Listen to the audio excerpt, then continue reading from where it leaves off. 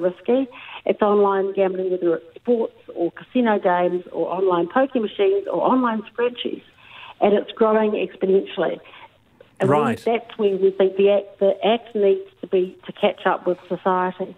Yeah. Hey, just finally, ironically, Paula, the pub pokie operators aren't happy about it, saying that it would cut into their earnings. Do you feel sorry for them? No, not at all. There's no amount of charity giving can compensate for the harm from pokie machine gambling.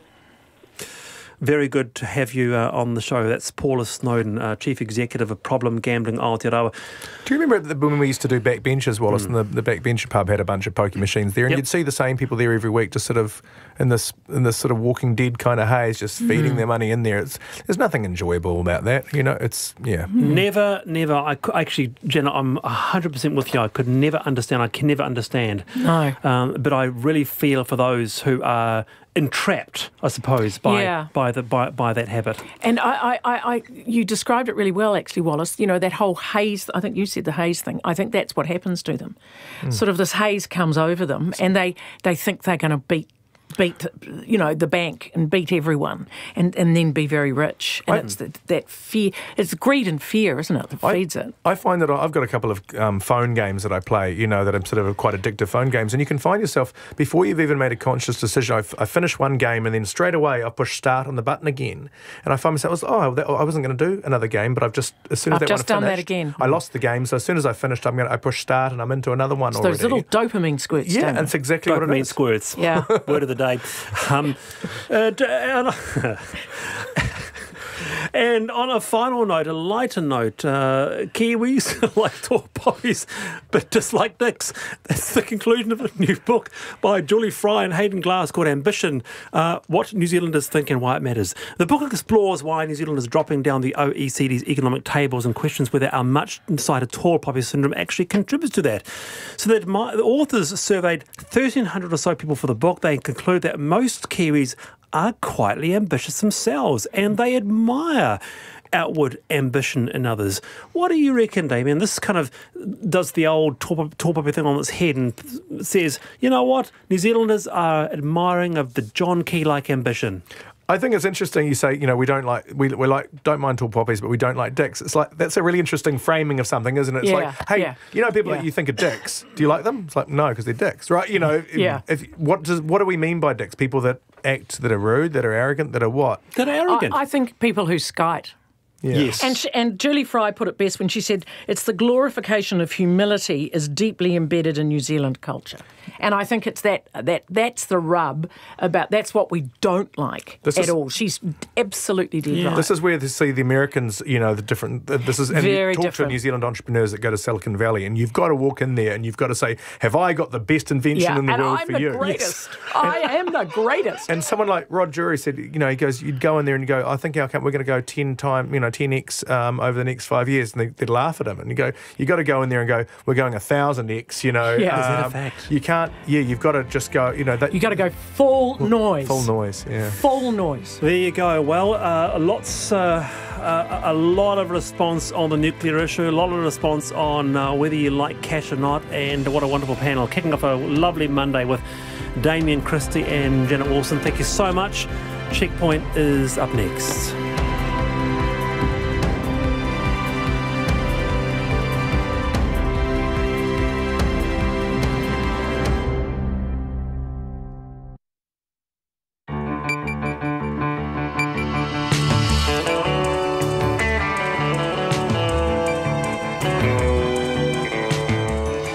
Whakarongo mai koe ki te reo irirangi o Aotearoa. This is Checkpoint on RNZ National.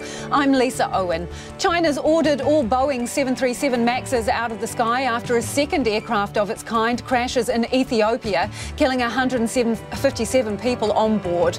The boss of the Rodeo Cowboys Association compares a horse breaking its neck during competition to a triple road fatality. He says they're both accidents. The identity of the man accused of murdering Denver Chance is kept secret. Canterbury GPs are assessing patients in car parks to stop the spread of measles, and officials do a turnaround on emergency housing in Kaikoura after Checkpoint reveals the units were empty during a housing crisis. RNZ News at 5. Kia ora, ko Susana Leata tēnei. The police are investigating accusations of serious misconduct by some off-duty officers.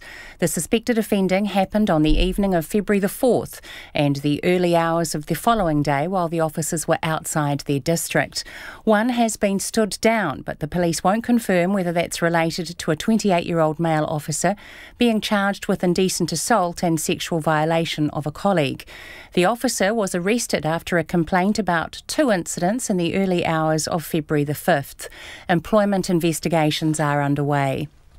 The Prime Minister has no intention of sacking Shane Jones over claims of a conflict of interest with Provincial Growth Fund money. Mr Jones, who's the Regional Economic Development Minister, was involved in plans to build a Hokianga Cultural Centre before returning to Parliament in 2017 as a New Zealand First MP. He declared a conflict of interest in early 2018, sat in on a meeting that led to a $4.6 million grant being approved. Jacinda Ardern says she retains confidence in Mr Jones. Minister Jones raised this issue proactively with the Cabinet Office. They gave them advice on how to manage it, and he's followed that advice. Keeping in mind the conflict itself is simply the fact he was aware of the project, he knew some of the individuals involved. Jacinda Ardern says, however, that leaving the meeting when the grant came up would have helped the situation. The China-New Zealand Year of Tourism event is back on after being postponed amid fears of a souring relationship between the two countries. The launch of the 2019 event in February was shelved just over a week before it was due to start, despite being planned for 2 years. But the Prime Minister today announced it's been rescheduled, with the opening ceremony to be held at Te Papa on March the 29th. She says it will form part of a visit to New Zealand by a delegation led by China's Culture and Tourism Minister.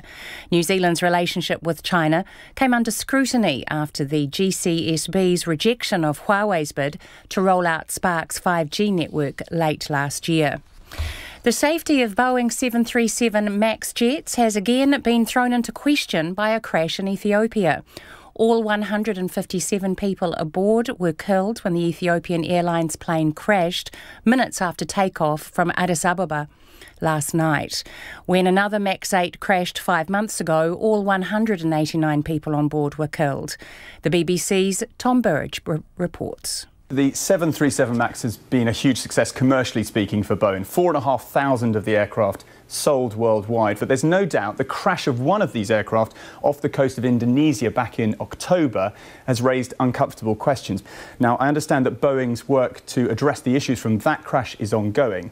There is no hard evidence to link that crash to the crash in Ethiopia, but I think the overriding fact is that you have 2 of the very same aircraft crashing within the space of 5 months is incredibly rare. Tom Burridge reporting. Hospitals say they do not expect a strike beginning tomorrow to significantly disrupt X-ray and radiation services. 70 medical physicists at 6 district health boards are striking for 13 days, and the Apex union says hundreds of appointments will need to be rescheduled or cancelled. However, DHBs say the industrial action is in effect only a work to rule. They also say radiation treatment will still be provided by non-striking radiation therapists, and contingency plans will ensure urgent treatment is provided during the strike. The DHBs involved are Auckland, Waikato, Mid-Central, Capital and Coast, Canterbury and Southern. The Unite Union says it understands at least 200 Vodafone staff have expressed interest in voluntary redundancy, and some will be out the door by the end of the month. Vodafone says it offered the incentive to about 2,000 employees last month in an effort to get back into healthy financial shape and prepare for a share market listing. Unite represents about 60 contact centre workers. Its spokesperson, Shirley Wang, says she's aware of between 100 and 200 workers at least expressing interest in voluntary redundancy. It started off as an expression of interest, but turned into a voluntary redundancy, and turned into everyone who has expressed interest is actually given the offer of redundancy. Well, they haven't left the building, but they've already received a letter that has their final date on it. It depends where they work. Some people's last day is actually the end of the month. Shirley Wang. Vodafone says the process is still ongoing. The promoter behind 660's shows in Auckland and Dunedin has hit out at the online ticket reseller Viagogo. Dave Munro of Eccles Entertainment says about 200 fans showed up at Saturday's concert in Dunedin with fraudulent tickets, mostly brought through Viagogo. Many had paid inflated prices, even though legitimate tickets were available through Ticketmaster. Mr Munro says it's frustrating agents like Viagogo are still able to operate fraudulently. We're sick of it. We're over it. It's a pain for the fan, first and foremost, because they believe they've bought a legitimate ticket. Sometimes they're paying 10 times the price of what it's actually worth, that face value, and that all that money is going to a company that's offshore in Switzerland. It's not going to anyone that's putting the show on. Dave Munro says the disappointed fans were offered legitimate tickets but could not be let in for free, as that would have set a problematic precedent for promoters. It's coming up to 6 minutes past 5. The Black Caps have picked up a wicket in the second ball of Bangladesh's second innings. New Zealand declared on 432 for 6, a lead of 221 on day 4 of the second test in Wellington. Not long before the declaration, the Black Caps batsman Ross Taylor scored his third test match 200. Earlier, he surpassed Martin Crowe's record, bringing up his 18th 100. Henry Nicholls scored his 5th test century. South Africa are the Vancouver Sevens champions for the first time ever after beating France 21-12 in the Cup final. Fiji finished with bronze after beating the USA 24-14, while New Zealand were forced to settle for 5th after a 26-21 win over England secured them the playoff place. The All Black Sevens still sit in second spot on the World Series standing, trailing the leaders USA by 7 points. It's been a rough start for the Chiefs with 4 losses to open the Super Rugby season, but coach Colin Cooper believes they are united as a team. Cooper says far too many turnovers and a slow-to-react defence are the main issues. Despite the losses, Cooper believes the players are working hard and sticking together. We're making sure that we've got people and we're getting feedback on how they are relating to the coaches, how they're relating to each other. So at this stage, we're 4-0. We're in a big hole, but I'm really positive and that these young men will bring it through. The Chiefs coach, Colin Cooper. And New Zealand tennis player Michael Venus and his South African partner Raven Klaasen have reached the Indian Wells quarterfinals. That's the news. An accusation? He'll sort of do this is all sweet as, bro, it doesn't matter, you know, I'm allowed to do these kind of things, I'm New Zealand first, bro. A denial. Everyone wants Sonny Bill in their team. That doesn't mean I was the chairman or director. It means that I was at a random meeting 5 years ago. And a warning. The best thing for any human brain is to not put this mood-altering substance into it. Sparking debate. Morning Report with Susie Ferguson and Guy and Espiner weekdays from 6. Then on 9 to noon, what to do after 10-year review. Warnings from environmental and recreational advocates that the end to the controversial policy could limit public access. And after 10, toheroa, a shellfish with an abundant past and a lean future. What's causing its depletion? Join me, Catherine Ryan, on 9 to noon after Morning Report on RNZ National. Now the short forecast from Met Service to midnight tomorrow. Northland to Waikato, including Coromandel and Bay of Plenty, fine apart from isolated showers today. For the remainder of the North Island, also Marlborough, mostly fine from Gisborne to Wairarapa, otherwise cloudy at times. Isolated showers mainly in the ranges, possibly heavy for Marlborough tomorrow.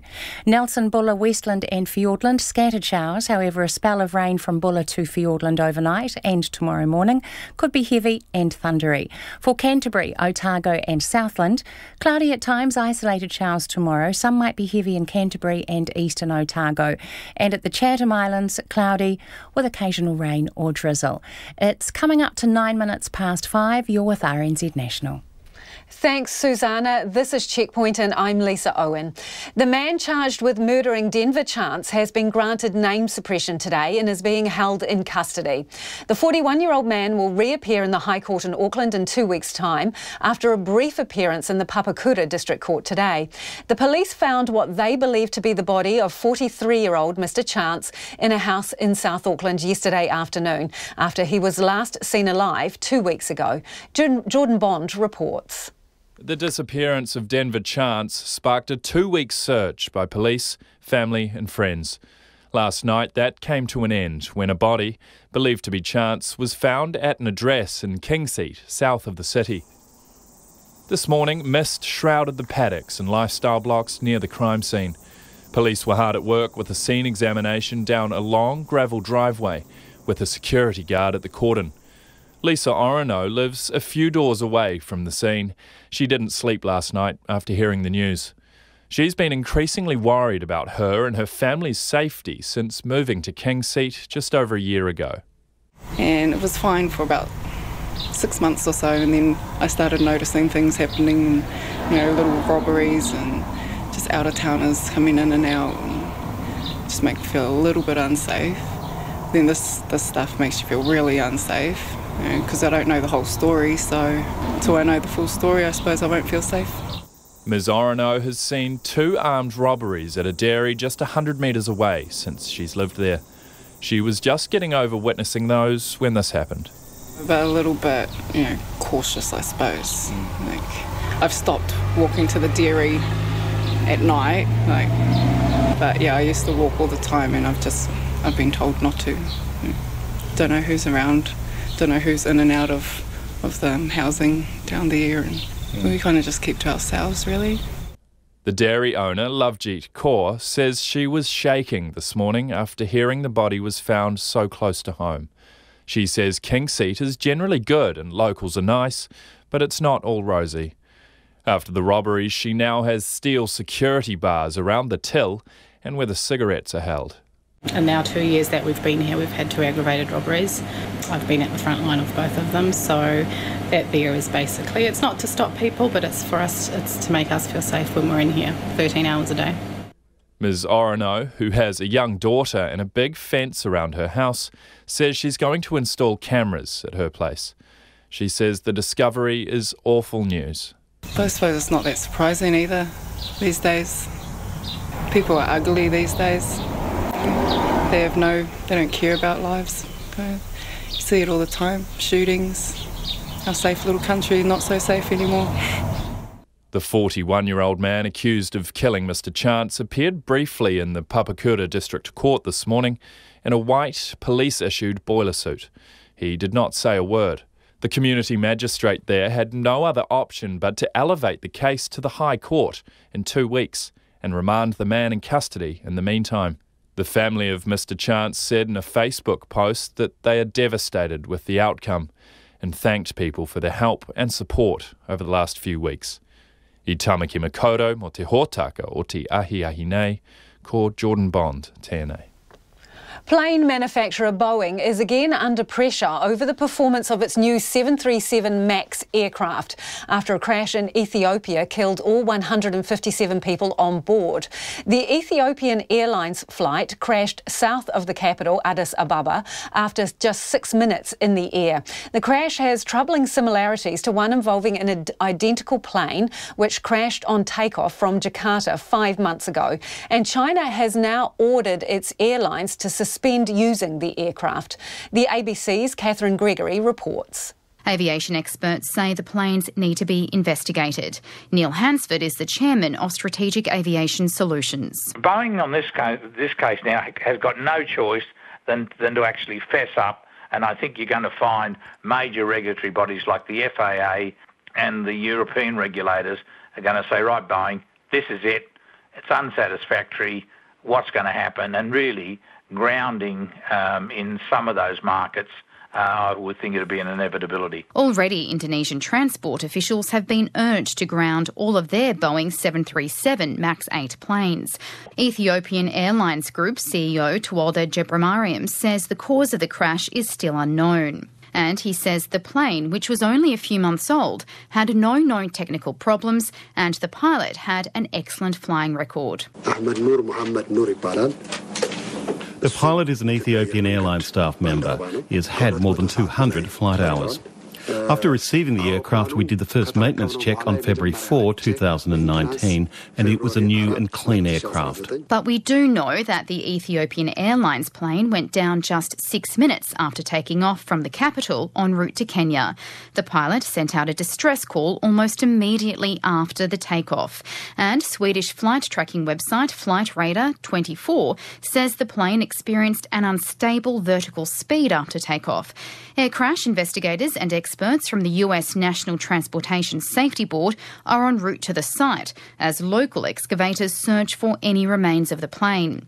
Kenya's Transport Minister James Macharia says dozens of nationalities were involved. We can now confirm that there were at least 35 nationalities, and I'm saying at least because as of now 2 are unknown.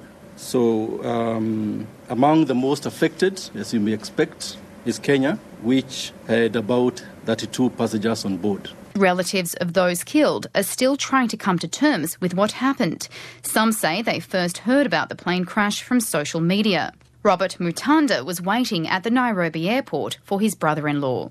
We were sure our relative was going to come out. After a few minutes, we saw some news on Facebook and Twitter just flying Ethiopia Airlines crashes. And when we look at the time, it was the same time he was actually to leave Ethiopia. And that was Robert Mutanda, a relative of a crash victim, ending that report from Catherine Gregory. And Fiji Airways says it has followed a comprehensive induction process for its new Boeing 737 MAX 8 aircraft, and it has full confidence in the airworthiness of the fleet. The president of the Rodeo Cowboys Association has compared the death of a horse at an event on Saturday with last week's triple fatal crash near Tekapo. Lyle Cox claims they are both accidents that couldn't be prevented. The horse died after apparently breaking its neck following a bareback ride at the National Radio Finals in Mandeville, North Canterbury. The ride was over, but the flank strap that causes the horse to buck was still on when the animal smashed into the arena fence. Association President Lyle Cox says it's not an animal welfare issue, but simply an accident. They caught its head on the edge of the fence and twisted its neck and caused the injury. So do you think it broke its neck, Lyle? Most probably. Yeah, I think that's. I'm pretty sure that's what the vet indicated. I'm just waiting for the vet report, and I did talk to him afterwards, but that's what he indicated, and that's what I'll be reporting to MPI. So how long did it take the horse to die? Oh, it was almost instantaneously. And so how many families and young kids were sitting there watching this? Oh, it was on the other side of the arena. Very hard to see. It was just it was not as though it was a very graphic thing. But yeah, we had, like I say, we had a great rodeo. It was the national finals and a large number of spectators there. And Lyle, sorry to interrupt. Sorry to interrupt, but you had a great rodeo. You had a great rodeo, and a horse crashed into the railings and snapped its neck and died in front of the families watching. Lisa, did you ever been to the Melbourne Cup? The last Melbourne Cup was a great Melbourne Cup. They had a horse die too. So you still think this was a great rodeo, even though one horse died? It was a great rodeo. It was, like I said, it was the pinnacle. We've been rodeoing these families and these contestants have been travelling the country throughout the year, 28 old rodeos, accumulating points to compete at the finals. Everything was going very, very well, but we had one accident, just like in the Melbourne Cup last year. Had an accident and a horse died. And so, yes, it was still a great rodeo.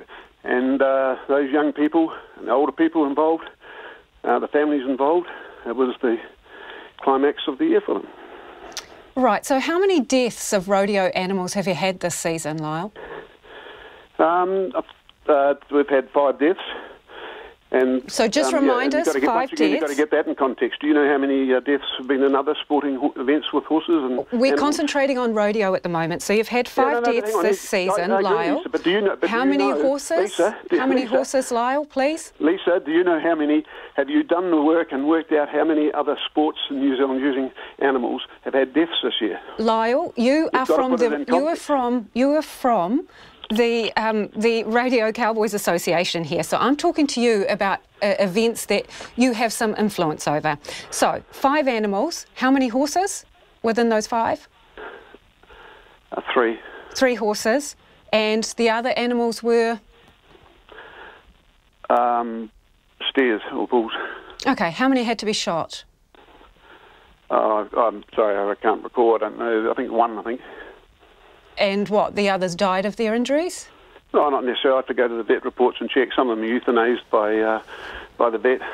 Wouldn't you think you would know that information? It's pretty important when the rodeo is, it's under pressure over the treatment of animals. Do you know the details? Asking these questions to put it. No. Look, the rodeo. The rodeo is a sport. It has accidents. Other sports have accidents too, and that's what I keep saying to you. You've got to keep it into context. If you look at the percentages compared with other sports using animals, we have a pretty good record. Yes, this year has been terrible. You've got to look at it over the last 5 years. You know, we might have had 7 deaths over the last 5 years. Regrettably, 5 have been this year. So you don't just look at 1 year. You look at our injury rate and compare it with other sports using animals. So, Lyle, you accept that this season has been terrible? You used the word terrible there, so you accept this season has been terrible in terms of animal deaths? Hang on, I didn't say that. Don't use that, Lisa. Please don't. You used the word terrible then, Lyle. I said any death of an animal is sad, okay? We've had a good season, but we have had accidents, like other sports have accidents. But if you look at the overall number of animals in the sport, the overall number of animals injured, our percentage of injuries is around about 0.03%. Okay, now, you need to do your homework and look at other sports too before you start scrutinising and condemning rodeo. Just to be, I just want to understand what you're saying to me properly here. Because fewer animals die in rodeo, it's okay because your percentage death rate is lower than other sports. Is that what you're trying to tell me? No. Yeah, once again, you've got to understand. You're coming at it from a strange perspective. Any death of an animal anywhere, we don't like. Whether it be a dog getting hit by a car, a show jumping horse breaking its leg and be put down, a racehorse having to be put down, or a rodeo horse dying. None of it. No one wants to see an animal die. And this is where people have got the strange thing about rodeo people. All the rodeo people are animal lovers. You know, the health and well-being of the animals in rodeo is vital for the sport. So they spend all their time nurturing, preparing the animals, looking after them, right from a very young age, right through. Everyone involved in rodeo has to look after the welfare of the animals. Okay, Lyle, I just want to ask you some questions here. I understand that you're very passionate about this, but I want to get some facts. I'm just trying to explain to you, because everyone seems to think that all rodeo people are hurting animals. Well, that's just nonsense. Has this latest death been reported to MPI? This latest death, have you reported it to MPI yet? No, we're still doing the report. So how come you haven't reported it? Because we're still doing the report. What's holding you up? We'll go in when it's complete. What's holding you up? Nothing. I'm just doing the report. I've got to go through. So nothing's holding you up, yet you have not reported this death? The report that goes to MPI is more than just a phone call. I send in a report of what happened. I talk to the people involved, talk to the owner of the animal. I'm just looking at the welfare code for rodeos under section 6.1, which is bareback rides. It says minimum standards, number 7. Horses are fit and sustain no injuries as a result of being ridden in the arena. So you've failed to meet that criteria, haven't you? Yeah, that is a ridiculous suggestion, Lisa.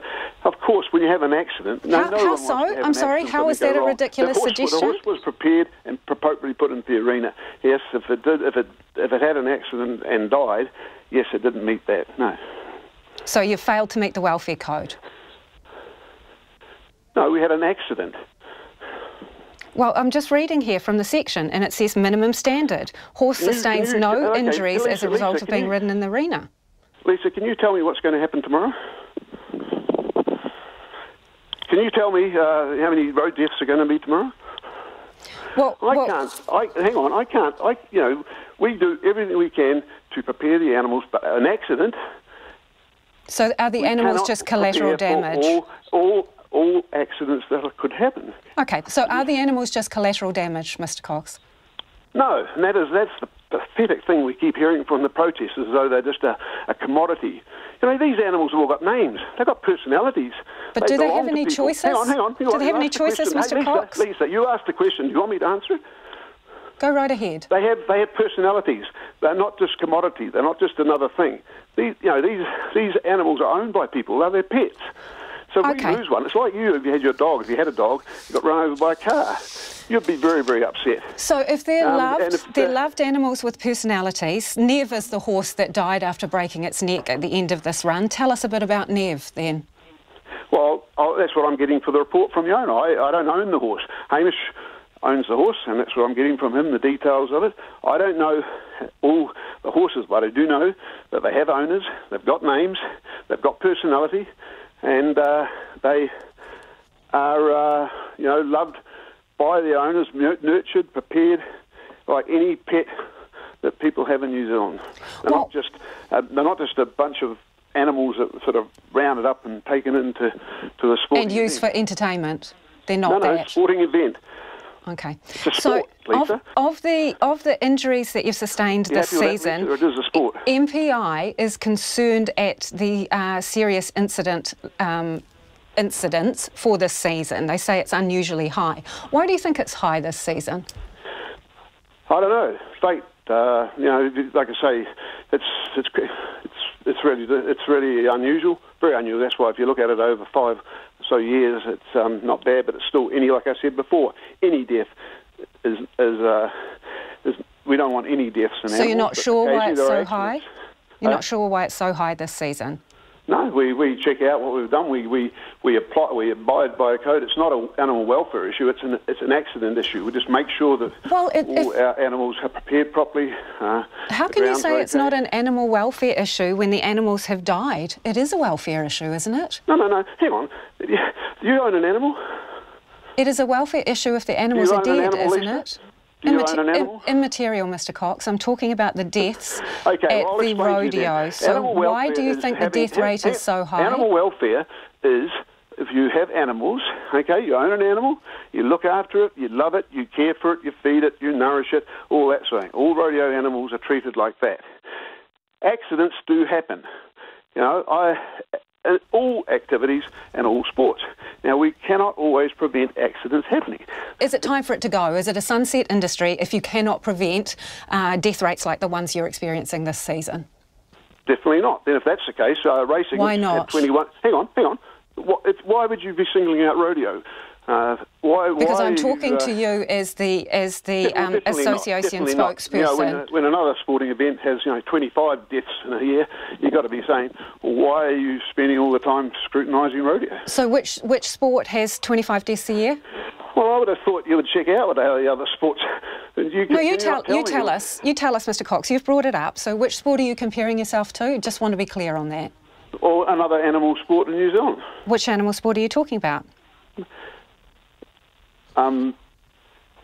It's a very popular animal sport in New Zealand. Which animal sport are you talking about, Mr. Cox? If you're comparing yourself and you say that there are death rates five times what you've got, which one are you pointing the finger at? I'd rather you check that out, and I would have thought you'd have done that already, but never mind. With the current situation with 5 deaths this season, can you give me one material example of how you can make a change that will lower the death rate in the future? What can you do and what will you do? We will continue to operate within the code and in our professional way that we do. And we, hopefully like last year or the year before... But that didn't protect these animals, did it? Operating within the code and your professional standards didn't protect these animals, did it? Yeah, but you can't prevent accidents. Those 3 tourists that died at Tekpo that was an accident too, apparently. Do you think that's an appropriate comparison? Lisa, can you please explain to me? Do you not understand what an accident is? Excuse me, Mr. Cox, is that an appropriate comparison? Well, most probably not. But what I'm saying is you don't seem to understand what an accident is. What I'm saying is sometimes accidents happen. You cannot prevent them. They just happen. If you could prevent every accident, that's the point I'm trying to make. Mm-hmm. If you could prevent every accident, there wouldn't be any deaths of animals and any accidents in any other part of the society. Well, since we recorded that interview, Lyle Cox has clarified that there have been 4 deaths, not 5 this season, 3 horses and 1 bull. The 5th, he says, happened last season. We'll have more on that story after 6. In the meantime, let us know what you think. Text 2101 or you can tweet us at Checkpoint RNZ. It is 29 after 5. The number of measles cases in Canterbury has climbed to 25. 9,000 extra doses of a measles vaccine are due to arrive in the region tomorrow as GPs are reportedly assessing patients, including clinic car parks to try and stop others being infected. And Medical Officer of Health, Dr. Raymond Pink, joins me now. Hi, Doctor. Can you tell us, well, what can you tell us about the spread? Who has the spread to, and are there any links between the patients? Hi, Lisa. We have cases from across the city of Christchurch. We have 2 cases in North Canterbury and a small cluster in Rangiora, just north of Christchurch. So we are seeing transmission, or we are seeing measles circulating in our community. And the big push, as you've indicated, is to vaccinate our susceptible population so that we can stop this outbreak. So the cluster that you were talking about in particular, is that connected to a particular workplace or school, or what's the connection with the cluster? So as part of our public health strategy, whenever there is an outbreak, we look at the contacts of those confirmed cases and try to investigate where there may be links where we can find where the actual outbreak started. What we do know is that with our investigation of that cluster, we weren't able to find any link at all.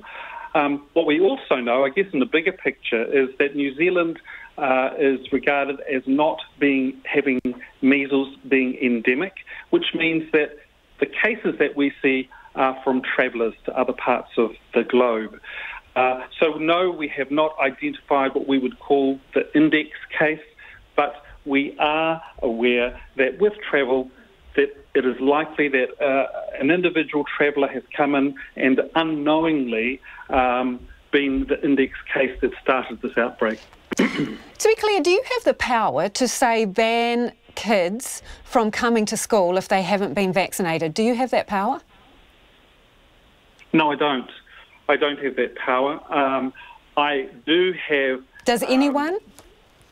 I don't believe so. We do, as medical officers of health, have discretionary powers where there is someone who may be at risk or someone who we know is infectious to isolate them or to until their infectious period is over. But no, we don't have what you've initially described. So you, to the best of your knowledge, have no power to stop, say, unimmunised children going into classrooms or daycare centres, which might help the spread of this disease. There's no way of ring fencing those kids off from infecting the rest of the population.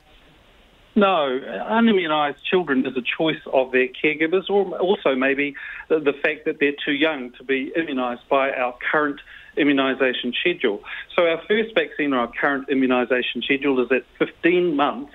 We are advising that we will push back and make it earlier and make it a 12-month vaccine. And then we're also going to bring forward our second vaccine, which is the 4-year vaccine.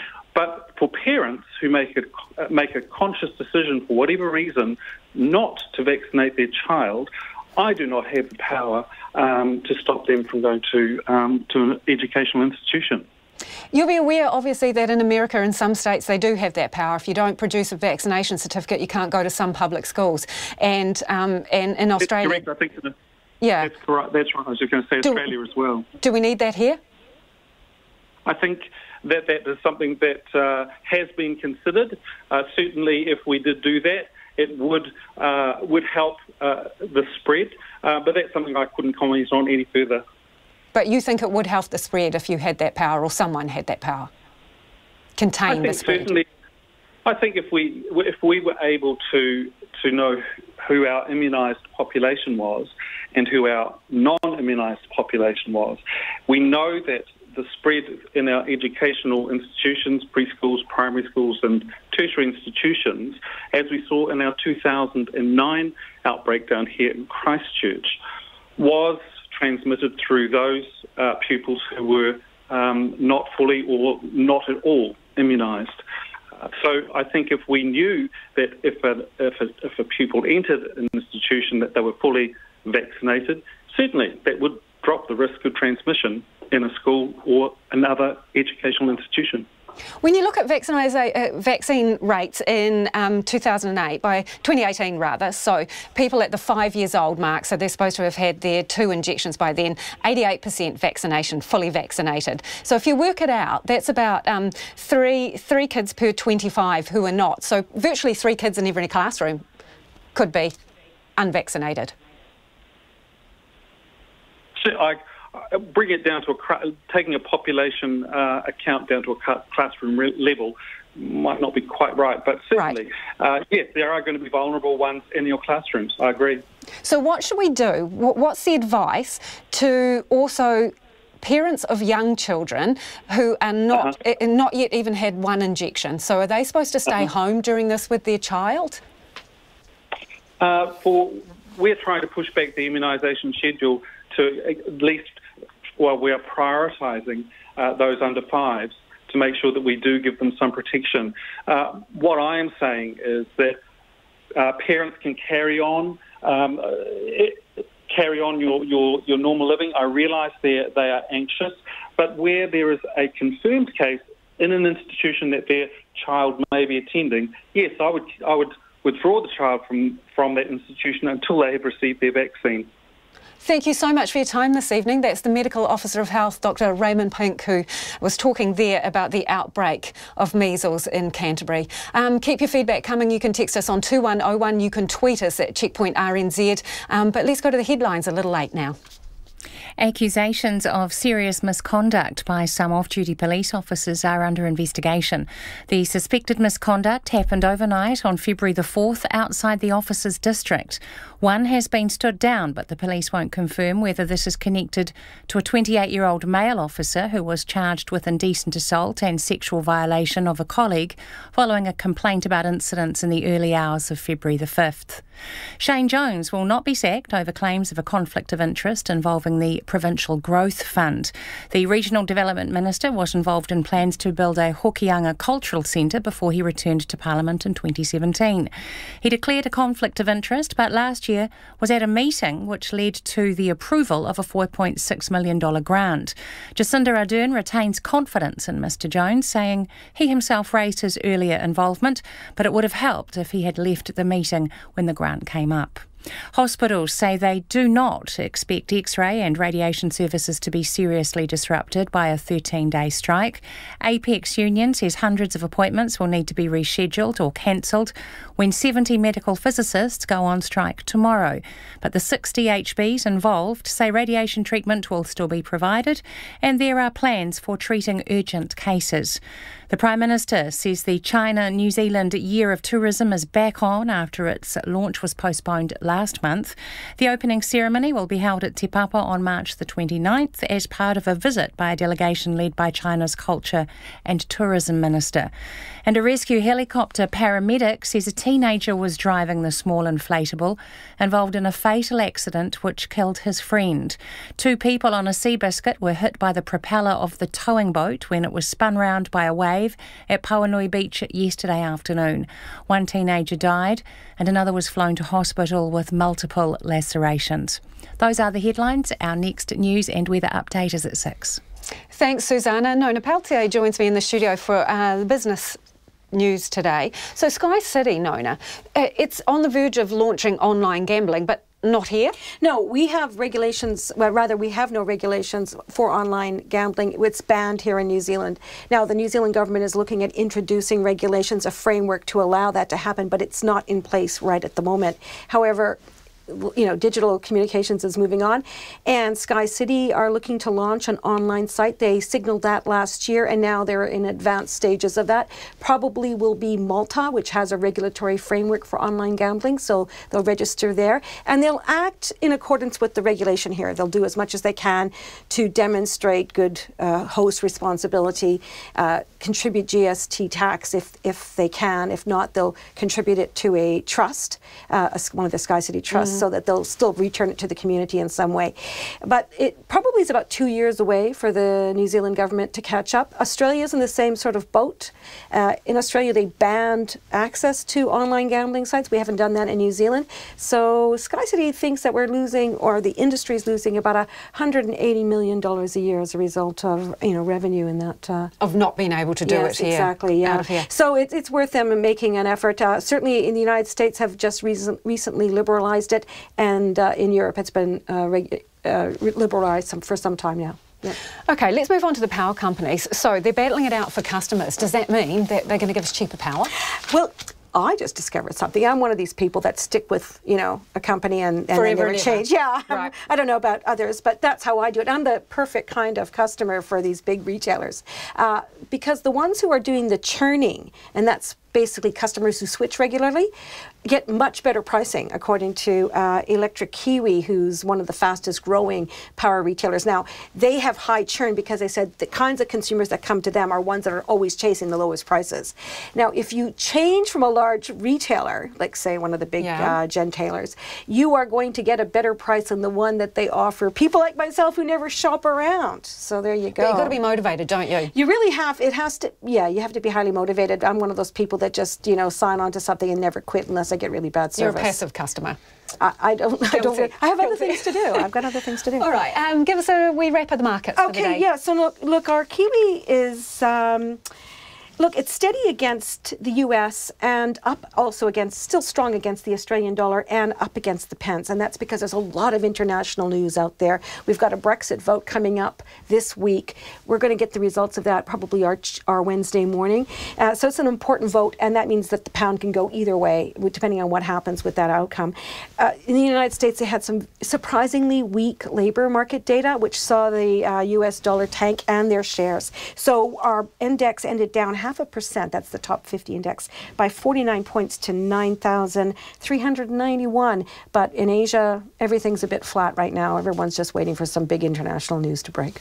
Thanks, Nona. Appreciate it. That's Nona with your business wrap for the day. The Prime Minister is backing her Cabinet Minister Shane Jones as he faces accusations of a conflict of interest over a Northland project that's getting millions of dollars from the Provincial Growth Fund. The National Party is highly critical of the New Zealand First Minister Shane Jones over revelations he sat in on a meeting where funding was approved for a project that he had been previously involved in. Now, he denies any wrongdoing. He says that he declared a conflict of interest when he entered Cabinet. Here's our political editor, Jane Patterson. The Mānia Footprints of Kupe Centre, planned for Hokianga, was one of the first projects to get money from the Provincial Growth Fund back in February last year. Shane Jones was involved in plans to build the Culture, Heritage and Education Centre before he returned to Parliament as a New Zealand First List MP. He declared a conflict of interest when he became a minister in late 2017. The Mānia Trust Chair, John Clarisic, says Mr Jones was one of many politicians the Trust lobbied over the years for support, and as a Northern MP, he openly backed it. But he says Mr Jones was never a member of the Trust or practically involved in it. Shane had no involvement in the planning or anything to that effect, but whenever he was in the area, we took the opportunity to canvass our cause with them. Early last year, Shane Jones attended a meeting with other senior ministers where $4.6 million from the Provincial Growth Fund was approved. An email from an official from the Ministry of Business, Innovation and Employment describes how the Finance Minister, Grant Robertson, raised concerns about the governance of the project, but approved the grant after getting an assurance from Mr Jones. The ACT leader, David Seymour, wants the Auditor-General to investigate and for Mr Jones to be sacked. Mr Jones has clearly breached the standards of handling public money that the Auditor-General is supposed to uphold, and if the Prime Minister is not prepared to speak, then I think other authorities must. Shane Jones says he just passed along information that was already public. And in no way did I influence the ability or otherwise of 4 other ministers to say yes or no. Well, I am listed as providing factual information that was in the public domain.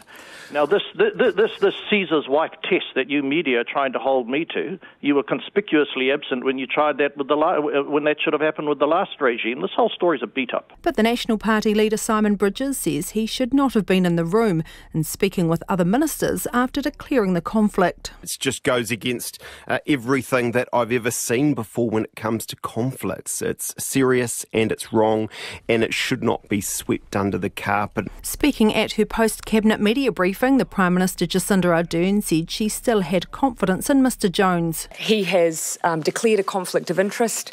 That conflict of interest has been managed. Much of the issues that have been discussed in recent days have been put into the public domain by the Minister himself in answers to written questions. And so I believe he's followed the guidance that he's been given, and therefore I have confidence in him. Ms Ardern was asked whether it would have been better for him to have left the meeting when the grant came up for discussion. As he's already acknowledged, leaving the room would have certainly helped in this situation, but he has in fact followed all of the advice he was given around managing the conflict. He was not a decision-making minister. This morning, Shane Jones said he'd have more to say about the Stuff journalist who wrote the original story in Parliament tomorrow, where as an MP he's protected by privilege. Ms Ardern has sent a preemptive warning, saying that is something she would advise him against doing. From Parliament for Checkpoint, Jane Patterson. Time for some of your feedback now. We've had lots of it. This is over the interview that I did with Rodeo Cowboys Association President Lloyd Cox over the death of a horse at an event on the weekend. It apparently broke its neck and died shortly afterwards. Christina says, I'm baffled at how we still have dinosaurs in our society. Still have cowboys 60, 70 years after Americans made them popular. It is not a relevant sport these days. Christina says, similar dinosaurs ride Harley Davidsons. I can't understand the mentality of people dressing up like outdated Americans and lassoing animals. It's cruel and barbaric, she says. Very sad.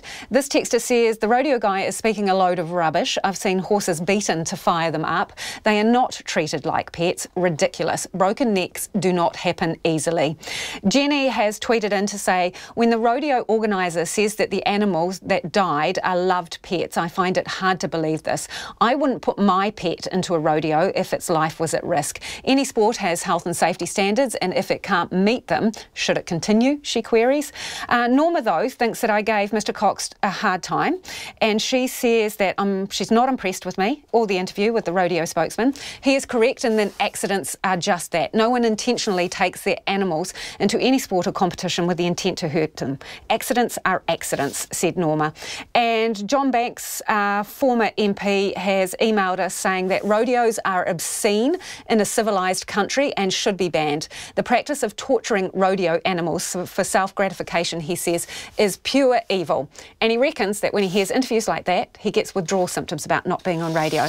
John, it'll pass. A big win for a small community Checkpoint, Checkpoint revealed in January that a small emergency housing village in Kaikoura had been sitting nearly empty despite the district struggling to house homeless people. The problem was that strict criteria mean almost everyone who needed emergency accommodation wasn't apparently eligible for it. At the time, MB said firmly it was not planning to change the criteria anytime soon. But after our story went to air, things started changing. Our South Island video journalist Logan Church reports. Just over a month ago, I was standing here, in the middle of Kaikoura's temporary housing village. Sitting practically on the beachfront, it was a calm, tranquil place. But that was mainly because no one lived there, despite a perceived homelessness problem. There are 7 units in total, each with 2 bedrooms, a bathroom and a kitchen. But local Māori Council representative Ngaio Taoa was desperately trying to get her clients into them. Here we have a little village of 7 very vacant units at the moment. Yeah, and so meanwhile, from April, even before, we have had whānau in town on the brink of homelessness and haven't been able to find a place for them, and so they have been relocated out of town. That was in January, but now much has happened, much has changed.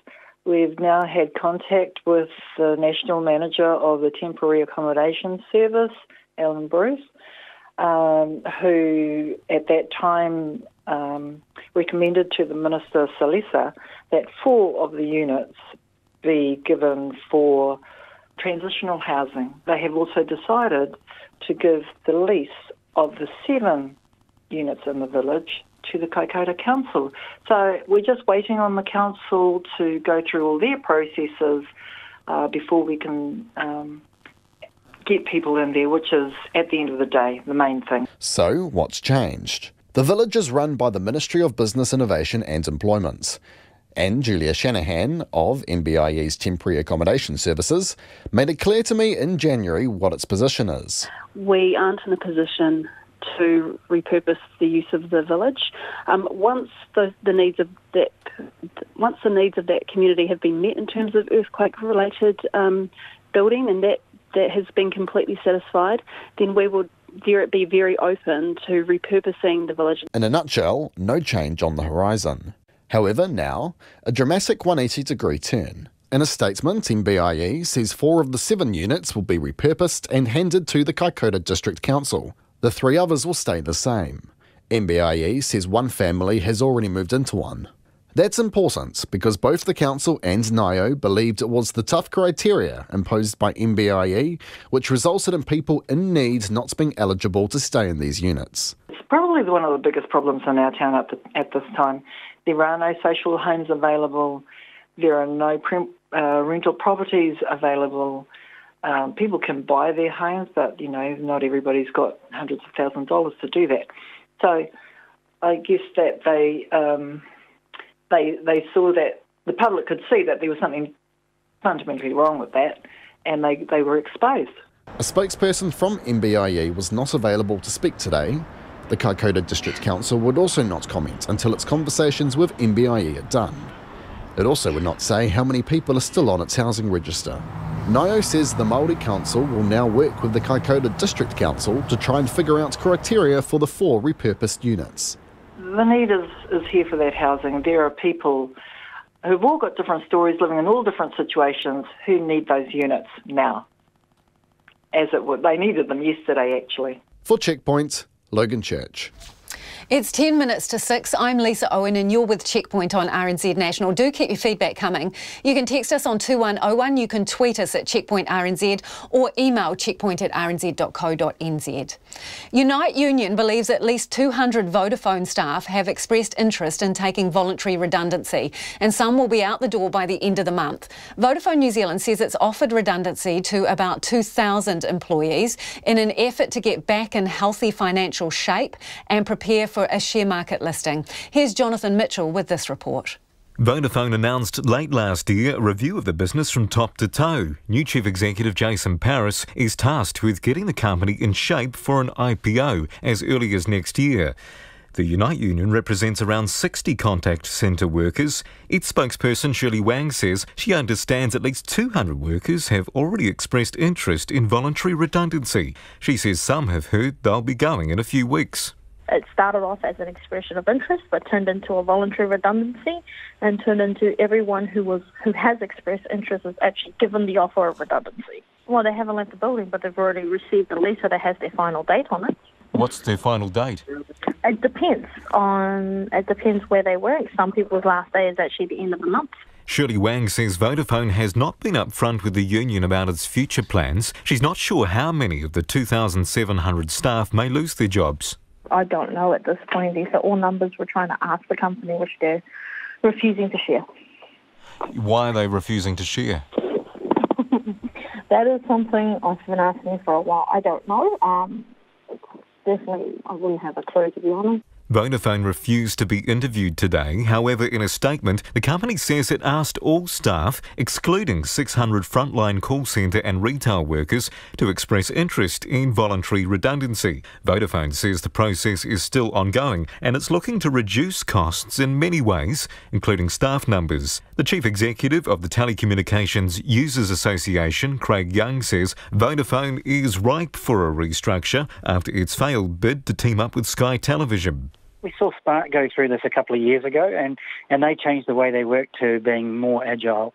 And certainly they've tried to shape themselves up for what is a very dynamic and changing market. You can see what's happening with even just things like the Rugby World Cup, where that's ended up, where the other players are getting into bundling and other areas. And I think Vodafone has been focused, or perhaps haven't had their focus in the right place. Craig Young says the market is competitive, with new players eyeing Vodafone's customers. So they need to have a look around and see, what is it that we can offer New Zealanders that is unique for us. what can we bring in from overseas perhaps. But certainly, you know, if they want to remain one of the large players in the New Zealand market, they have to keep at the front, because there is a fair swag of smaller, more nimble providers that are nipping at their heels. Vodafone plans to inform staff about the company's new structure by the end of the month. For Checkpoint, called Jonathan Mitchell, Tēnei. An insurance broker says insurance companies refusing to give new contents cover in Wellington are protecting themselves. IAG, the parent company of the insurance brands AMI and State, changed its policy last week and will no longer take on any new customers in the Wellington area. Experts say recent earthquakes in Canterbury and Kaikoura have led companies to assess their exposure in certain regions. Laura Dooney explains. This morning, RNZ reported a woman living in an apartment in Wellington has been unable to secure contents insurance even after trying the company that insured the previous tenant. IAG says while it's committed to providing cover in Wellington and across New Zealand, the capital poses a high risk and its companies will take a conservative approach.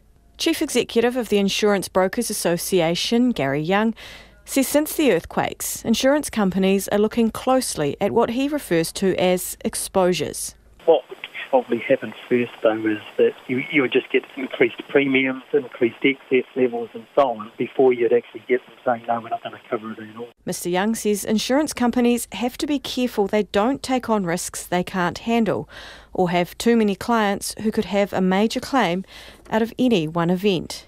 He says insurance may become impossible in some parts of the country in the future, but it's not likely. What would probably happen first, though, is that you would just get increased premiums, increased excess levels and so on, before you'd actually get them saying, no, we're not going to cover it at all. Tim Grafton is the Chief Executive of the Insurance Council. He can't talk at all about any decisions made by IAG about their policies. However, Mr Grafton says since 2017, all New Zealand insurers have had to have enough capital or reinsurance cover to meet the cost of a 1 in 1,000 year event. It does place us higher than anywhere else in the world in terms of that solvency requirement for catastrophe. The closest other country I can think of is Canada, which has a 1 in 500 year requirement. Mr Grafton says when the policy was introduced, the Insurance Council objected to such a high threshold being set. He says earthquake risk is the most significant risk insurers are thinking about. Victoria University's Professor Elan Noy says an upcoming change in the Earthquake Commission's policy, which means it does not cover $20,000 worth of contents damages after an earthquake, could be part of IAG's decision. Or they change their model, the risk model, and suddenly the new risk model says that you have too much concentration in Wellington, versus the old risk model that didn't see a problem with that. And Mr Noy says IAG does not need to disclose the reasons for its policy change. In a lot of other jurisdictions, insurance companies have to be much more open with their information, explaining to the regulator what they're doing and why they're pricing things in a certain way and why they're setting insurance in that area and not in that area and so on. Alan Noy says in New Zealand, the regulator and the public are in the dark when it comes to what insurance companies are doing and why. For Checkpoint, call Laura Dooney, Tēnei. A jaguar has attacked a woman who crossed over a barrier at an Arizona zoo while trying to take a selfie. Reuters' Linda So reports. A woman is recovering after she was attacked by a jaguar at a zoo in Arizona. Fire officials say the woman crossed over a barrier while trying to take a selfie at the Wildlife World Zoo Aquarium and Safari Park near Phoenix. When people do not respect the barriers, there's always a chance that there might be a problem. The woman in her 30s suffered lacerations to her arm and was taken to the hospital. She's expected to survive. Witnesses say they heard screaming and saw the jaguar's claws grasping the woman's hand. Zoo officials say the female jaguar will not be euthanized because it, quote, was not the animal's fault. And time for your feedback now, and lots of it coming in. This is on rodeos and the death of the horse over the weekend after it broke its neck during a competition. Jordan says, appreciate your hard-hitting questions with regards to rodeo. It is high time the media take the question of animal welfare seriously. These animals cannot consent like other sporting participants, says Jordan. Thanks. And this one, in relation to rodeos, I think they are despicable, and anyone that would want to go and watch animals in distress, let alone take their children, need to have their heads read. What about the poor steers? Do they have a name, or are they a pet, or is it okay to treat animals the way they are treated because they aren't named? Start with banning rodeos, followed closely by greyhound racing, this person says. Jill says, excellent interview with a suitably frazzled Mr. Cox. Great questioning that some may say was haranguing. But hey, no point attempting obfuscation with you, says Jill. Hopefully rodeo is on its way out and horse racing will be next. However, Carl says you need to listen to what the radio chap is saying. Animal welfare is one thing and they take it seriously. And accidents are another, says Carl. In any sport where there are people or animals and they are pushing things along a bit, accidents happen. Get over it and get on with life. Accidents happen to people playing rugby, riding or racing bikes or any other sport. And Carl says, quote, shit happens. And this one says, Lisa, you don't understand the difference between common and special cause variability. A cluster of deaths doesn't necessarily mean a fundamental change has occurred. We paralyse rugby players every now and again, but we don't ban the game. RNZ News at 6. Kia ora, ko Susana Leata with the NA. The Prime Minister says she has no intention of sacking Shane Jones over claims of a conflict of interest. National and ACT have been highly critical of the Cabinet Minister since it emerged he sat in on a meeting where a Provincial Growth Fund grant was approved for a project he'd previously been involved in. Here's our political editor, Jane Patterson. Before returning to Parliament as a New Zealand First MP in 2017, Mr Jones was involved in plans to build the Cultural Heritage and Education Centre in Hokianga. He declared a conflict of interest, but in early 2018 gave assurances to other ministers about the project's governance, after which the $4.6 million grant was approved. Jacinda Ardern says she retains confidence in Mr Jones as he managed the conflict in accordance with Cabinet Office advice. She says, however, that leaving the meeting when the grant came up would have helped the situation. From Parliament, Jane Patterson. A China-New Zealand Year of Tourism event is back on. Despite being planned for 2 years, last month's launch was shelved just over a week before it was due to take place. But the Prime Minister today announced it's been rescheduled, with the opening ceremony to be held at Te Papa on March the 29th. It will form part of a visit to New Zealand by a delegation from China to be led by the Minister of Culture and Tourism, Mr. Luo Shugang. And this is an event that will be hosted by the Chinese government. Jacinda Ardern. It has been suggested the postponement was due to cooling relations between China and New Zealand. The police are investigating accusations of serious misconduct by some off-duty officers. The suspected offending happened on the evening of February the 4th and the early hours of the following day, while the officers were outside their district. One has been stood down, but the police won't confirm whether that's related to a 28-year-old male officer being charged with indecent assault and sexual violation of a colleague. The officer was arrested after a complaint about 2 incidents in the early hours of February the 5th. An Indonesian woman accused of murdering the half-brother of the North Korean leader has had the charges against her dropped after the case was thrown out by a Malaysian judge. Kim Jong-un's estranged half-brother Kim Jong-nam died after 2 women smeared his face with a nerve agent. The BBC's Jonathan Head reports. No reason was given by the prosecutors for dropping the charges against Indonesian defendant Siti Aisyah.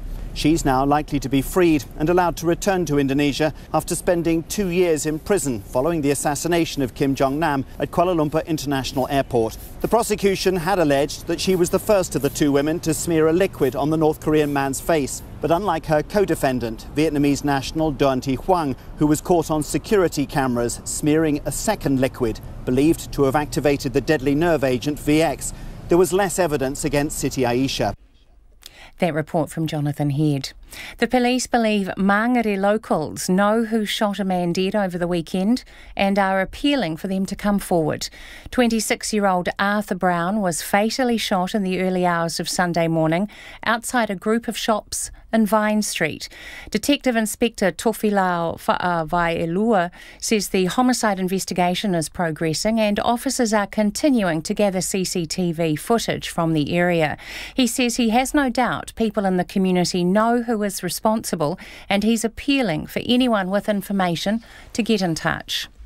A Crown lawyer says a High Court judgment regarding the importation of infected pollen could have compensation implications beyond the kiwifruit industry.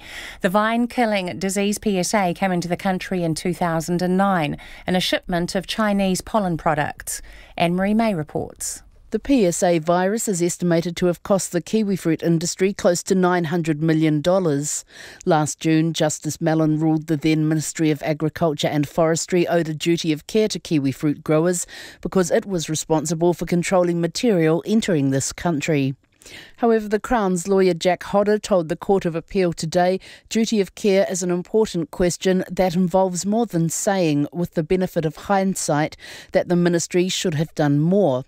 In Wellington, Anne-Marie May. A rescue helicopter paramedic says a fatal boat crash at Pauanui on the Coromandel Peninsula yesterday was a perfectly innocent accident. A teenager, Billy Crabb, was killed when two people on a Seabiscuit were hit by the propeller of the boat towing them. His friend was flown to hospital with multiple lacerations. Paramedic Chris Deacon says another teenager was behind the wheel of the small inflatable boat, but the weight of the two on the biscuit was too heavy. Instead of the biscuit just swinging around the boat ended up swinging around the biscuit. And, of course, when it swung around, it came round on top of the boys. Rescue helicopter paramedic Chris Deacon. The police say an officer was attacked while investigating a stabbing during what they describe as a family harm incident in Whangarei on Saturday morning. A man was taken to hospital with a stab wound as a result of the incident in the suburb of Otangarei.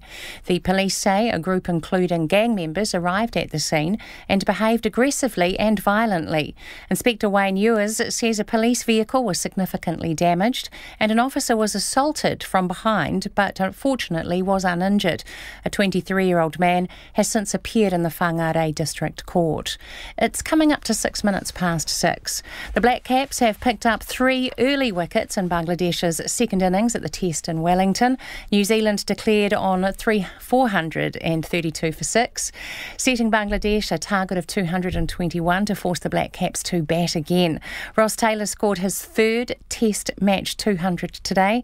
A short time ago, the visitors were 55 for 3. The Black Caps will be hoping the rain holds off on the final day tomorrow. The Chiefs coach Colin Cooper is brushing off the criticism he and his team have copped after a 4-loss start to the Super Rugby season. Cooper says far too many turnovers and a slow-to-react defence are the main problems, but the players are working hard. Cooper says he's aware of criticism out there, but he's able to ignore it. Well, it's not me, it's my family, really, telling them just to ignore it. And it's the industry, it's the tough industry we're in, and if you don't like it, get out, and I'm not going anywhere. The Chiefs coach, Colin Cooper. The Southern Steel will meet the Waikato Bay of Plenty Magic for the second time this season in Invercargill tonight. The reigning ANZ Premiership champions are coming off a convincing win over the Northern Mystics, while the Magic will be looking to further improve after keeping table toppers the Central Pulse to their lowest score of the season so far. And New Zealand tennis player Michael Venus and his South African partner Raven Klaasen have reached the Indian Wells quarterfinals. That's the news. Tonight on Nights, Dana Johansson on the Weekend Sport. Our window on the world investigates something rotten in the Church of Denmark. And then there's a sofa session with flute player Tamara Smith and her band, Mundi.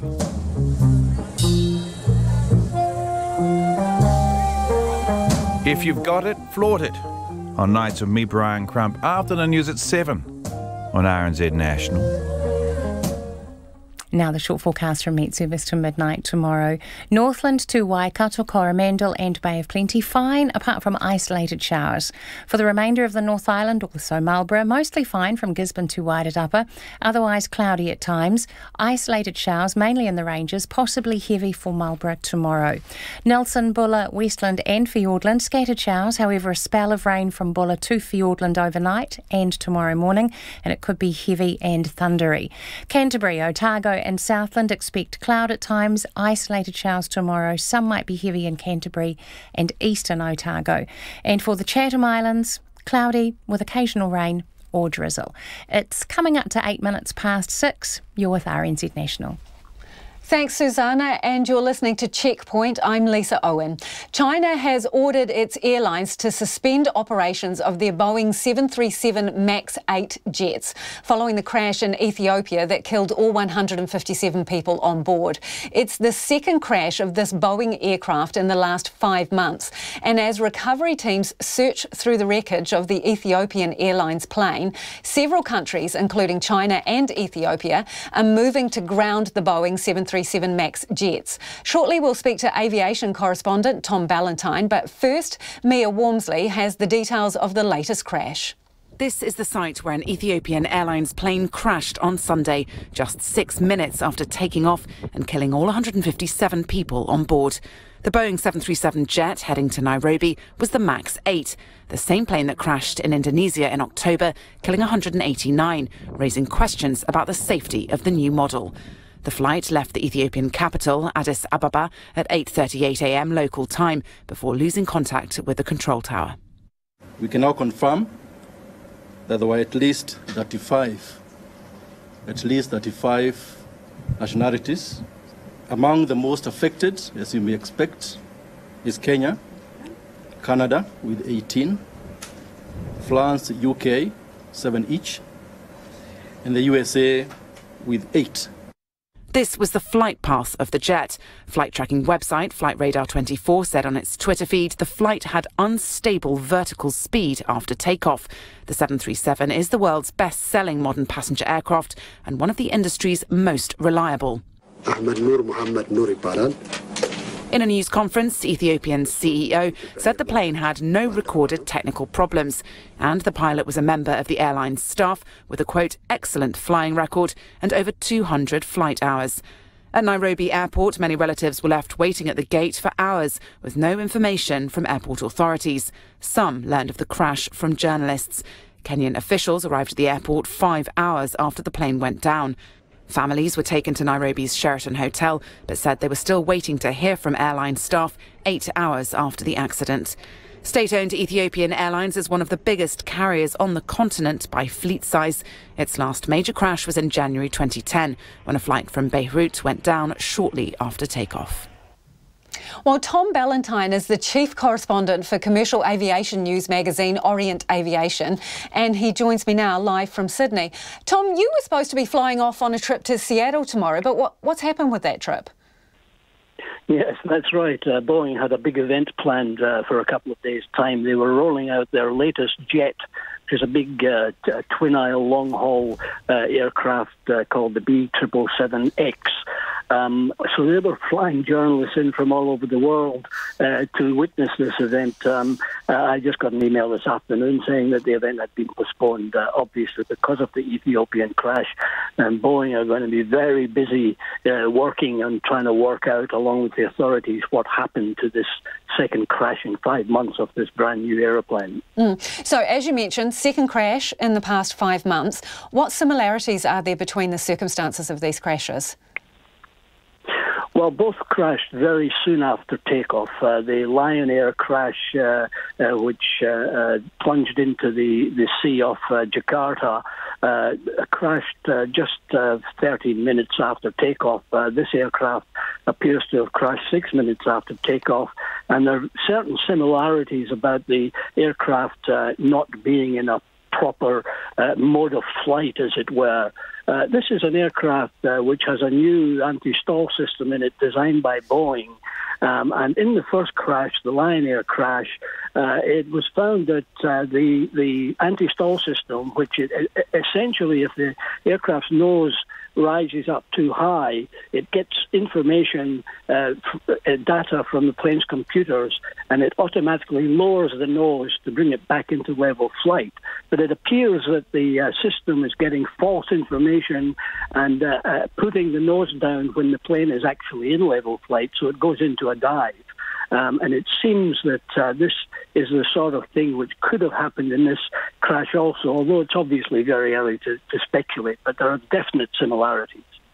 Yeah, and a number of countries have them. So, and some, like China, are moving to ground them. Is everyone taking that same action, putting them on the ground? Well, not everyone so far. I mean, for instance, Fiji Airlines has 2 of these aircraft at the moment, and it has another 3 being delivered during this year.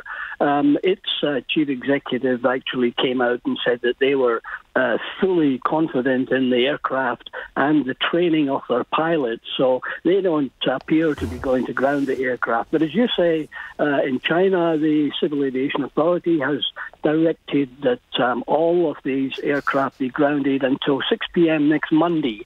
And during this time, they will talk to the Federal Aviation Administration of the United States and to Boeing to try and get a clearer picture of what the situation is, get more information about the accident. Then they'll decide whether to continue to ground them or whether to allow them to fly again. Tom, knowing what you know, would you be happy to get on to a 737 MAX 8 aircraft? Would you feel comfortable? I'd feel comfortable, but it would certainly depend to a certain extent on the actual airline. I mean, you know, most of the big airlines have very, very good training programs. After the first Lion Air crash, Boeing put out an urgent directive about training the pilots how to switch off this anti-stall system if they got into trouble. Now, most airlines would have taken heed of that, would have gone through training, would have made sure the pilots knew what to do if something like this happened. But there could be the odd airline around the world that perhaps has got the directive but hasn't actually got round to doing the retraining yet. So I'd certainly be careful about which airlines I was flying with. Tom, has there been any subsequent directive? So that was the first time round. What is Boeing saying and doing now about it? Well, it's too early for them to say anything more, really. I mean, they've sent a team to Ethiopia to work with the Ethiopian authorities and the Federal Aviation Administration of the US to look at this crash, find the black boxes, look at the black box and the cockpit voice recorder to glean what information they can out of that and to discover, what exactly happened here. It's very, very early days yet. Thank you. Really appreciate your time. That's Tom Ballantyne, who is an aviation journalist and commentator, talking there about the latest crash of the 737 MAX aircraft. Now, the rodeo season has wrapped up for another year with yet another animal dying during an event. A horse died at the National Rodeo Finals in North Canterbury on Saturday. It is the 4th animal to die since the season started in October. Rodeo protesters say it's time for the sport to end as it promotes the unnecessary suffering of the animals forced to take part. But rodeo supporters say the horses and cows are well taken care of and the accidents are unavoidable. Nita Blake-Person reports. The president of the Rodeo Cowboys Association, Lyle Cox, says Saturday's event was the last stop after 28 rodeo events of the season. It was the national finals. It was the pinnacle of our season. Top 8 competitors from around the country competing for national honours and some of the best horses and animals we could round up for the competition. But during the bronc bareback riding event, tragedy struck. The horse was moving around the arena after the rider had finished when it fatally injured itself. It was moving, obviously, and caught its head in the fence and twisted its neck and went down. And with a few minutes, the vet was there to check it. He didn't have to administer any painkiller or anything because the horse was basically dead at that point. The death was the 4th this season. A horse and a bull were both put down at the Gisborne Rodeo and another horse died at the Methven Rodeo. The Ministry for Primary Industries investigated all the deaths and found there were no breaches of the Rodeo Code of Welfare, ruling they were accidents. But the Green Party MP Gareth Hughes, who has a members' bill that would ban using small calves and animal wrestling, says rodeo promotes unacceptable danger. Yeah, I don't think it's accidental. It's inevitable given the pain and suffering these animals are being put through. And, if you did it to a cat or a dog, you'd go to jail. If you did it on a farm, you'd be investigated and prosecuted. But because it's done in front of a crowd, as part of entertainment, it's legally allowed, and I think that's wrong. MPI says it's rare to have 4 serious animal welfare incidents in a season, and it's in discussions with the Rodeo Cowboys Association to see what can be done to prevent any more. But Gareth Hughes says rodeo is inherently dangerous for animals, and a ban on rodeos would be more appropriate. All the major rodeo events rely on inflicting pain and terror and suffering on these animals to get them to perform. So it's not a surprise they're dying, but I think it's needless, and it just shouldn't be happening in a country that strives for high animal welfare standards. MPI says it's not a legal requirement for rodeo organisers to report animal deaths, but it does look into everyone it's made aware of. Marion McDonald, the spokeswoman for the animal rights group SAFE, says that means there may have been more deaths during this past season than those officially reported. So, this season there's been 4 deaths of animals in the rodeo ring, but we don't know how many others this season and in previous seasons are actually being killed and injured in the training events where there's not so many people watching. She says rodeo organisers claim they are working to improve animal safety at events, but based on this season's deaths, that doesn't appear to be working. For Checkpoint, Nita Blakeperson. US-backed Syrian Democratic Forces have resumed their attack on Islamic State's last stronghold in Syria. IS once had dreams of a global caliphate, but most of the group's die-hard supporters have now surrendered to Kurdish forces or been killed. As IS faces its final battle, hundreds of civilians have been fleeing, and they include Yazidi women and children who were enslaved by the group for years. The BBC's Middle East correspondent, Quinton Somerville, reports from the Syrian town of Baghouz. This is the end of the road. Beyond here, we're given a first look inside all that remains of the Islamic State group's caliphate. IS are close enough to shoot. Under their black flag, it was raised only the day before, the diehards hold firm. Improvised bombs are left behind, but the caliphate is reduced to squalid camps. No one knows how many remain inside. The men of the Syrian Democratic Forces wait for the final assault.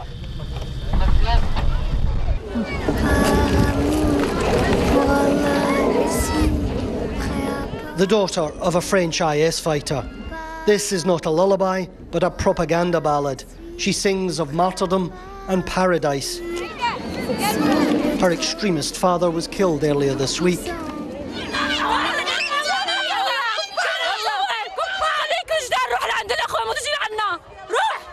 Their hateful ideology, which brought terror here, still pollutes minds. Go film the men, they scream. We are the women of the Islamic State. God is great, as they attack our camera. Hundreds of IS fighters have been killed, but hundreds more have survived the battle to retake their last tiny village of Baghouz. They are headed for Kurdish prison. Many of the Islamic State supporters view the surrender not as defeat, but as only a setback. The IS leadership told them to give up. The wives expect to see their husbands again, and those husbands expect to take up arms again. That leadership has already fled, and now, all across northern Syria, there are tens of thousands of hardcore IS supporters being held together in camps and prisons, and they're waiting for what comes next. Quinton Somerville reporting there from Syria. The number of confirmed cases of measles in Canterbury has climbed to 25, and authorities say further cases are likely given that the disease is circulating widely in the community.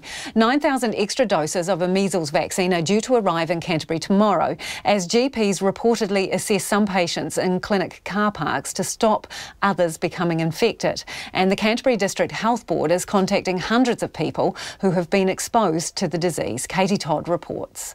Since an outbreak of the disease was confirmed in the region 2 weeks ago, the Health Board has been pleading for people to protect themselves. And locals seem to have been listening and seeking the recommended 2 doses of the MMR vaccine in record numbers. Now medics and the Director of the Immunisation Advisory Centre, Dr Nikki Turner, are having to ask for patience as they restock dwindling vaccine supplies. there's plenty in the national supplies at this stage, and it's just a matter of them getting the doses to the Canterbury supply and then getting it out to the providers. So apologies for some. There might be a few days delay in restoring supplies to some practices. 9,000 extra doses of the measles vaccine are due to arrive in the region tomorrow and another 9,000 on Friday. The Health Board says measures are also being put in place to stop those who have already come into contact with the disease from spreading it further. Measles is highly contagious. If you come within 2 metres of an infected person while unimmunised, you have a 90% chance of contracting it. Medical Officer of Health, Dr Ramon Pink, says the disease has been found in Christchurch and Rangiora and North Canterbury, but not yet further afield. As we are working closely with our partners in primary care, that where there are contacts, particularly in waiting rooms of their facilities, that information is going to go out to those contacts, giving them advice as to what they should do. Public health continue to trace the household contacts of suspected or confirmed cases. If a confirmed case can be linked to a school or workplace, Dr Pink says all people there will be contacted. But as the number of cases climbs, so too does the difficulty of contacting everyone who has been exposed. And he says that's why vaccination is so important. Individual GP clinics are also putting in place procedures to assess potential cases without them coming near other patients. Mr Pink says people who think they could have the disease should call their general practice ahead of visiting. And you'll get advice from your general practice of how you can be assessed. Some are doing that out in the car parks. There will be others who have other arrangements. Dr Pink says the number of confirmed measles cases is expected to continue growing for some time, with 7 unconfirmed cases currently being assessed. In Christchurch, for Checkpoint, call Katie Todd, 10A. Now, a Canterbury mother of an 8-month-old who is too young to be immunised against measles is calling anti-vaxxers the ugliest form of privilege. George Cullen says she's angry people would choose to put others at risk. I have a sister who works in third world countries, and she spends her days surrounded by people who are desperate and fighting for the opportunity for their children to be vaccinated. And to see us on the other side of the world behaving in this manner is just the ugliest form of privilege. We are one generation removed from being exposed to an epidemic. Our parents lived through polio. Some of them were homeschooled as a precaution. And I just feel, where do people draw the line when they think that they know more than people who have devoted their entire lives to being experts in a field? Would they argue with a neurosurgeon or an aircraft engineer? Why do they think they know better? And why are they putting people in this scenario, people who have had bone marrow transplants and babies who can't be vaccinated yet and pregnant women who run the risk of early labour and losing their babies? It just absolutely infuriates me like nothing else at the moment. So your baby Margot is 8 months old, so too young to have her vaccinations. Yeah. So do you feel you can go out and about, or? It's an interesting question. My husband said to me yesterday before he left the house, he said, have you thought about where you can go and what you can do? And I had. It has crossed my mind. And even picking up, I have a 4-year-old, and picking her up from kindy and all those sorts of things, all of those things are really at the forefront of my mind. Who's holding my baby? Where is she? And when I read the other day, this morning I believe, that 2 metres is how close you need to be for a 90% chance of getting measles if you are unimmunised. And that to me is just terrifying, because 2 metres is, you would think that you would be far enough away from a person. So do you feel that people who have chosen not to have their kids vaccinated are putting your child at risk?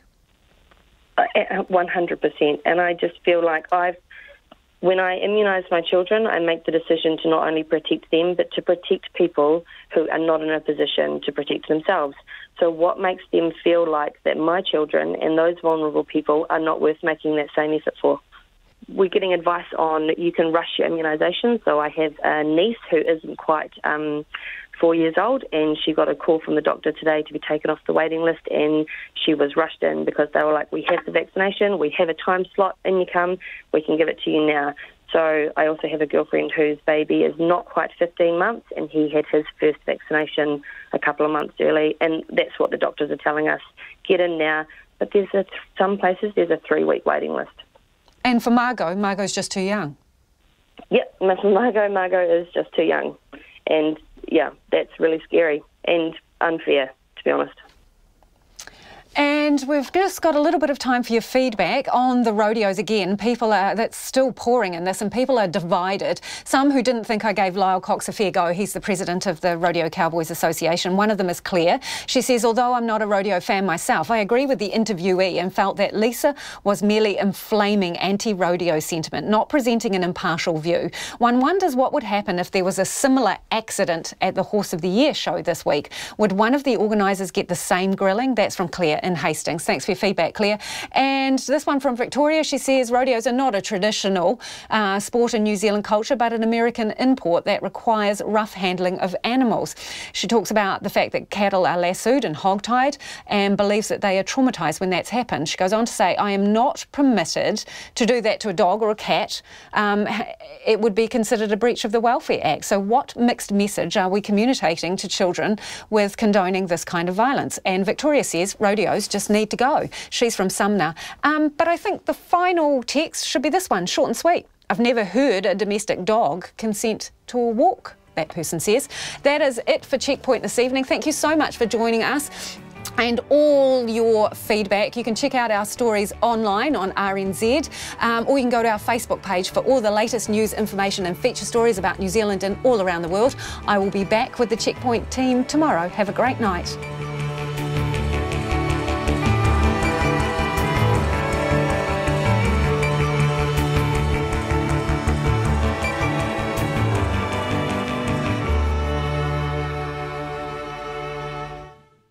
RNZ News headlines at 6:30. 25 people in Canterbury are now confirmed as having measles as the district awaits delivery of another 18,000 vaccines.